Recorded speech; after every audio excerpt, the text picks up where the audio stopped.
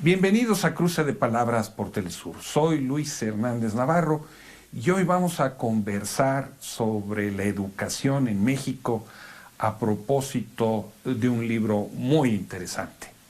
La educación, los retos de 2018, coordinado por el doctor Hugo Casanova Cardiel, que está con nosotros en el estudio. Hugo es doctor en filosofía y en ciencias de la educación, investigador universitario y una autoridad indiscutible en el mundo de la educación, de la pedagogía en México. Hugo, muchas gracias por estar con nosotros. No, muchas gracias, Luis, por convocarme a este programa. Muchas gracias al auditorio por sintonizar este canal y esperamos que lo que aquí digamos tenga algún sentido para ustedes. Acabas de coordinar un libro que atraviesa la coyuntura electoral, el futuro gobierno, sobre la situación económica, educativa, sí, política de nuestro país, pero el eje es la cuestión educativa. Un libro donde participan 10 autores, sí, en torno a 5 grandes ejes educativos. En efecto, consideramos que la educación es un hecho, como tú lo has situado, que está contextualizado. No se puede entender la educación si no se entiende la dimensión política, si no se atiende la dimensión económica y sobre todo si no se tiene una idea de la cuestión social. La educación es un hecho social por excelencia y en este sentido el libro tiene como propósito situar los problemas educativos de la nación de cara al 2018 y en la perspectiva del futuro. Sin embargo, tenemos muy claro que la educación solamente puede entenderse con base en una perspectiva histórica, o sea, los hechos sociales no se presentan de manera aislada ni de manera espontánea.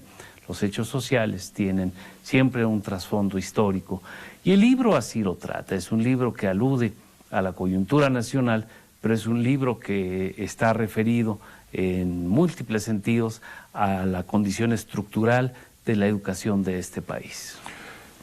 Abordan problemas como el de la cobertura educativa, aparentemente un éxito desde el punto de vista de las políticas que se han seguido para atenderla, pero al mismo tiempo ustedes señalan que hay ahí un déficit, sigue habiendo una brecha. En efecto, el punto de partida es qué educación tenemos y hay una cuestión que la mayoría de los autores ubicamos y que es el tema de cómo el gobierno actual situó en el tema de la calidad la problemática principal de la educación.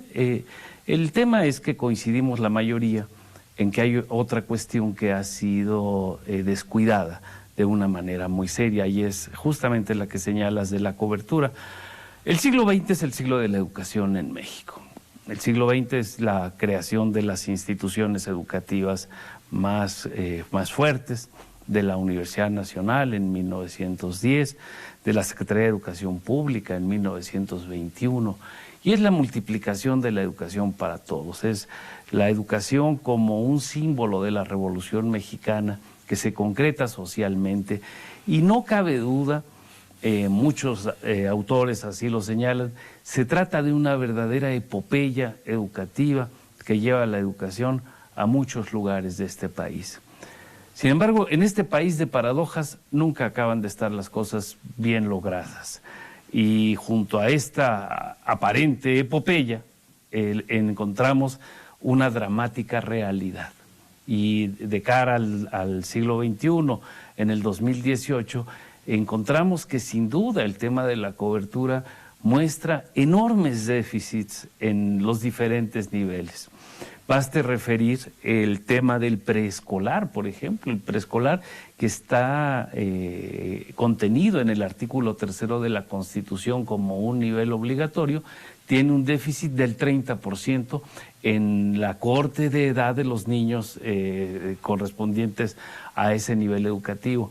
Y lo que encontramos de manera muy diáfana es que la línea de la desescolarización es la misma línea de la pobreza. Y ahí el problema de la cobertura se vuelve un indicador crucial de la situación en este país. Los niveles de educación básica y de primaria y de secundaria tienen una cobertura razonable, del 98% y del 87% respectivamente, lo que se considera una atención universal. Sin embargo, esa atención universal choca de inmediato con el abandono y con el rezago educativo.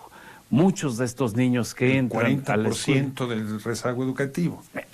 Sí, ahora vamos a un poquito a algunas cifras más precisas, pero estos chicos que entran a la primaria y a la secundaria van desertando de una manera muy importante. Desertando en el sentido sociológico, no en el sentido militar.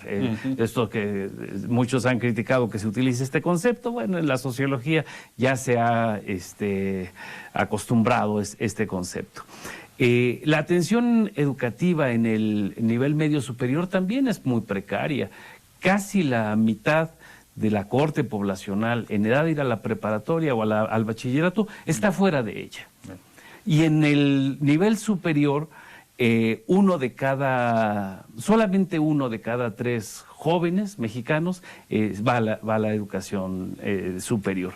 Esto quiere decir que 7 de cada 10 mexicanos está fuera de las oportunidades de educación superior, y 5 de cada 10 está fuera de la media superior. Esto nos da una idea, nos da otra imagen. ¿Dónde está nuestra juventud? Nuestra juventud no está en la escuela, ¿no? Entonces, por eso el tema de la cobertura es crucial, Luis. Solo un par de datos más, a lo que aludías. 32 millones de mexicanos están en condiciones de rezago educativo, y 5 millones de mexicanos están en condición de analfabetismo. Analfabetismo. Claro, eso es una brutal. Barbaridad. O sea, estamos hablando de que países como Bolivia, como Cuba, como Venezuela han sido declarados territorios libres de analfabetismo. Así es. Y México no ha podido hacerlo. Así es. Muchos mayores recursos y campañas históricas permanentes en contra del analfabetismo. Claro, con un Instituto Nacional de Educación de Adultos que no acaba de cumplir su propósito. Y aquí viene una paradoja. Para 2017 la OCDE dice que México es la 11ª economía del mundo. Entonces, tenemos un dato contradictorio por completo. La 11ª economía del mundo tiene 5 millones de personas en condiciones de analfabetismo y 32 millones de personas en condiciones de rezago educativo. Esto es insólito. Y, por tanto, el tema de la cobertura es crucial, y no toda esta idea de calidad un poco abstracta, un poco sin sentido, retórica, que tuvo el gobierno actual a lo largo de estos 6 años. Y por esa razón ponemos el tema de la cobertura por delante, que está junto con el de justicia social y el de inclusión social. Pensamos que ahí hay un tema que todavía tenemos pendiente en este país y que queremos poner de relieve. No podemos jugar con unos datos que de pronto hacen que México parezca una cosa, y luego unos datos educativos que muestran una realidad pasmosa, una realidad que por otro lado nos compete a todos, porque el tema del analfabetismo no es solamente una tragedia para las personas que viven atrás de la línea de las letras, sino es un flagelo para la sociedad mexicana. Para los 120 millones de personas, claro, esto es una deuda que tenemos todos.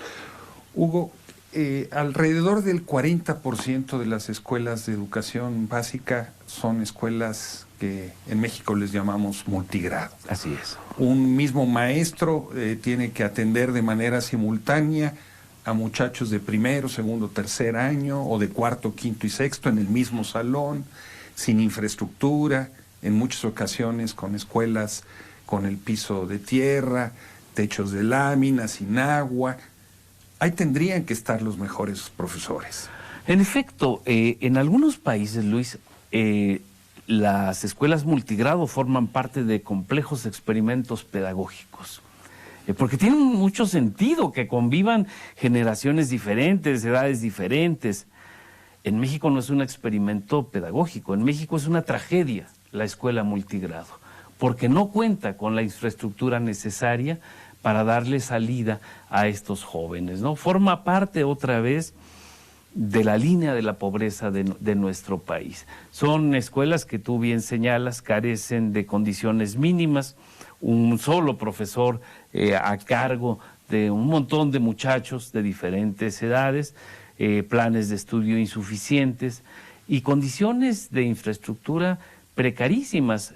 Una de las cosas que están referidas en esta obra, en el apartado introductorio del trabajo, es que hay una cantidad importante de escuelas mexicanas, de establecimientos, que carecen de agua potable, que carecen de drenaje.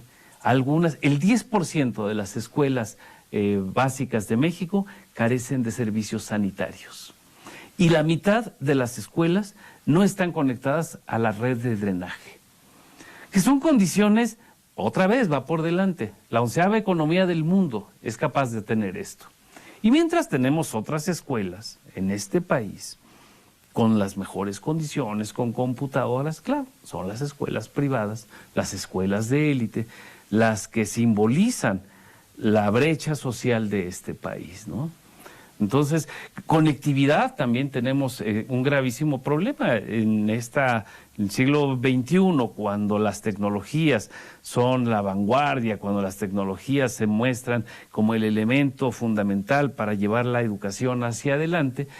Más de la mitad de las escuelas no tienen ninguna posibilidad de acceso a las tecnologías y más aún a la energía eléctrica. Tú conoces el tema de las telesecundarias, que muchas veces se supone que están dependiendo de la energía eléctrica de un monitor de televisión, pues el monitor simplemente no existe, se descompuso o simplemente no hay energía eléctrica, ¿no? ¿Te parece, Hugo, si vamos a una pequeña pausa? Con mucho gusto.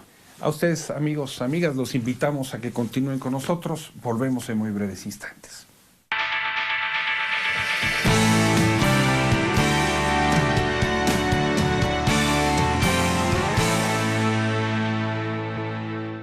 Estamos ya de regreso en este cruce de palabras, conversando con el doctor Hugo Casanova sobre su último libro a propósito de la situación de la educación en México y los retos del 2018, un año que México, usted recordará, fue un año electoral y en donde tomará posesión un nuevo gobierno.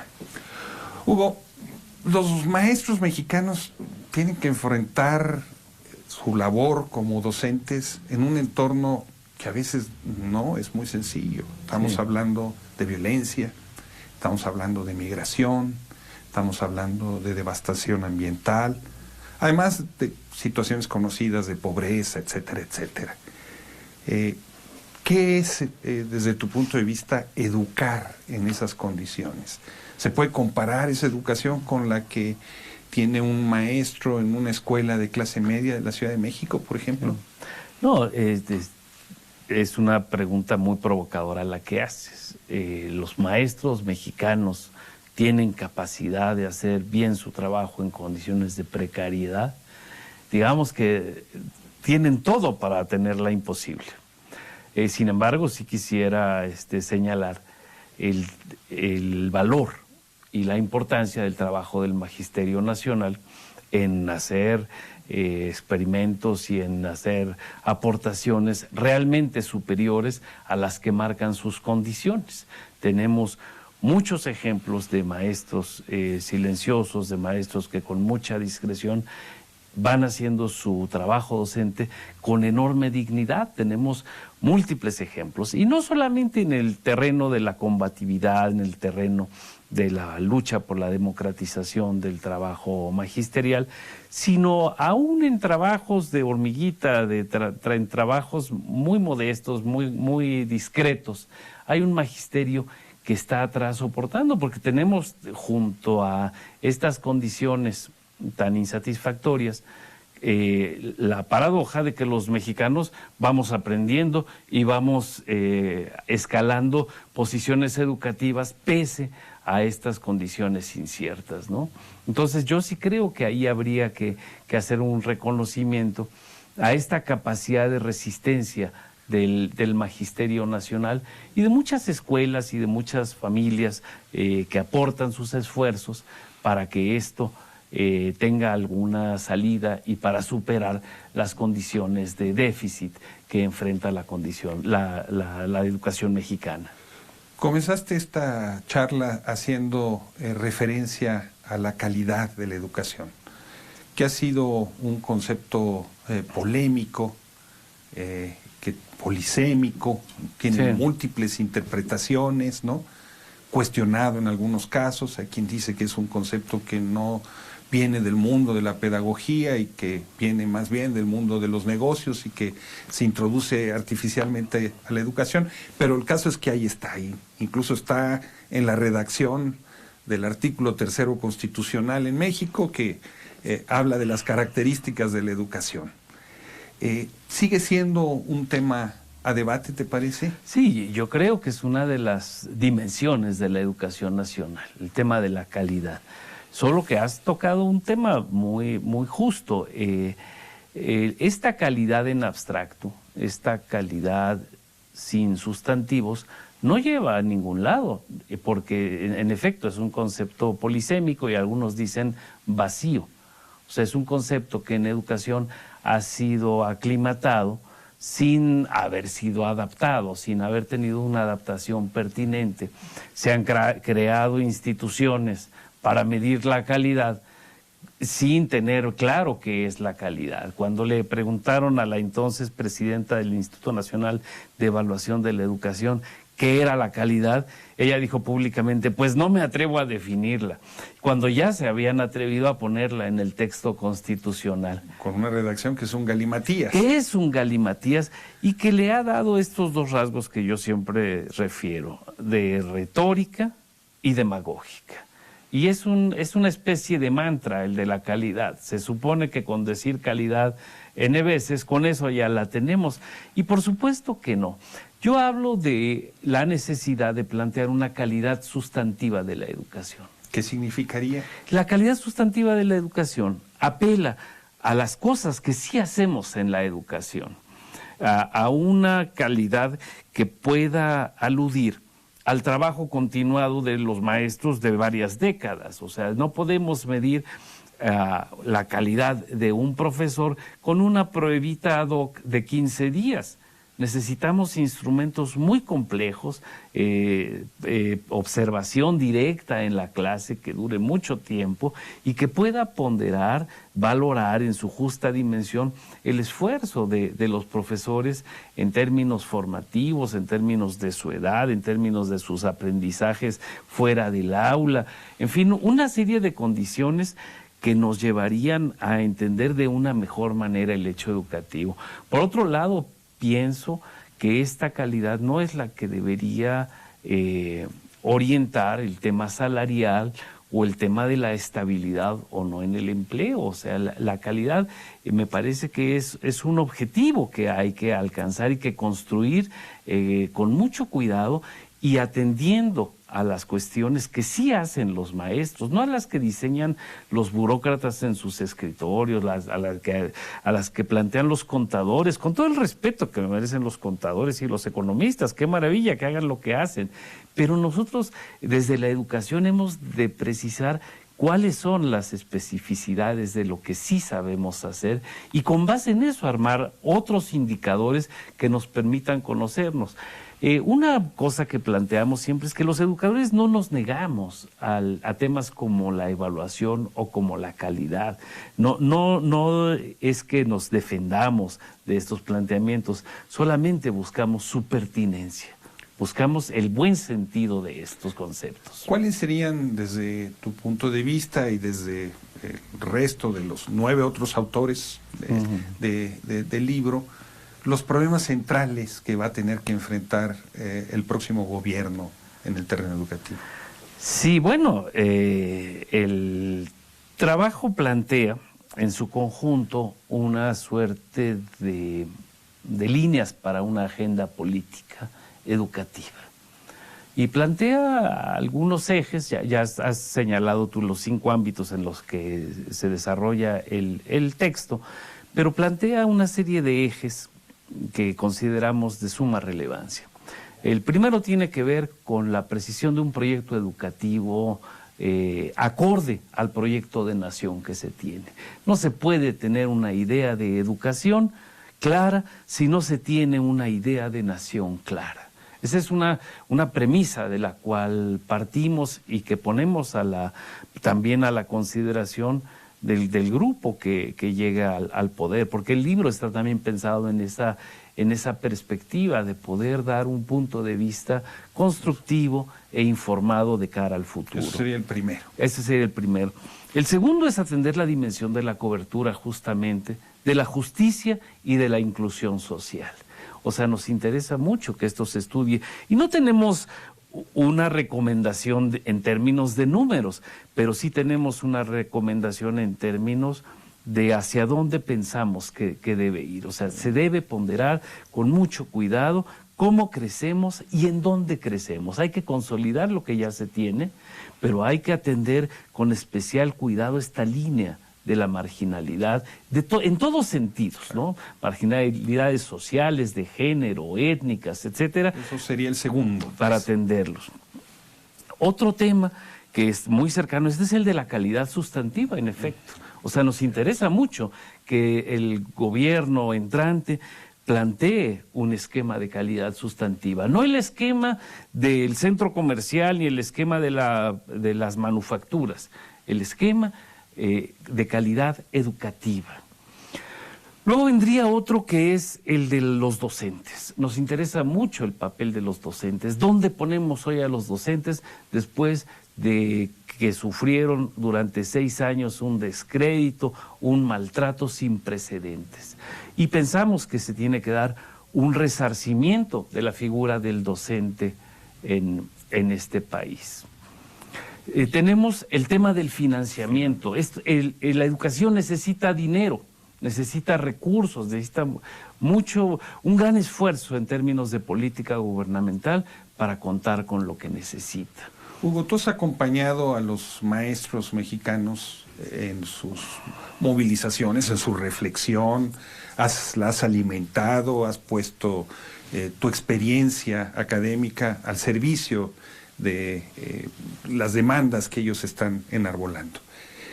¿Tú sientes que por parte de las autoridades del futuro gobierno habría receptividad para estos 5 planteamientos que hacen?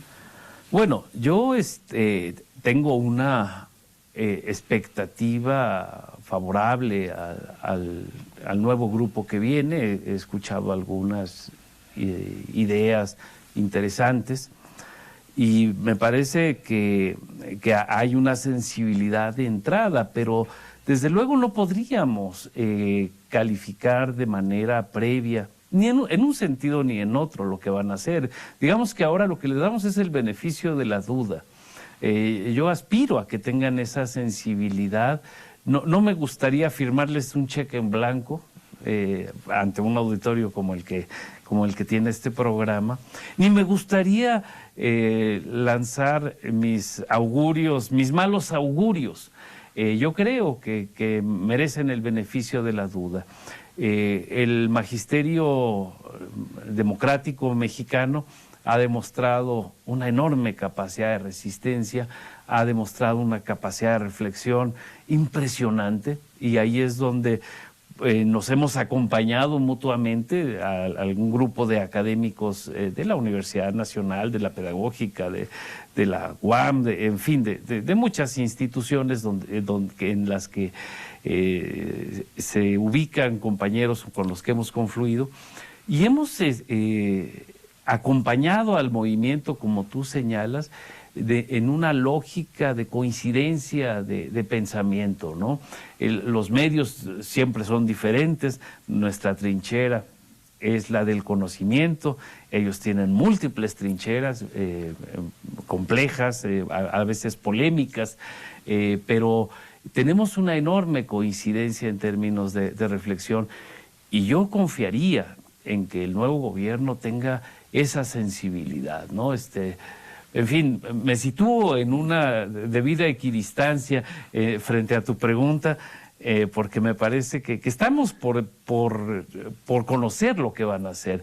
No hay Plan Nacional de Desarrollo, por supuesto, ese plan se conocerá 6 meses después de que tomen posesión.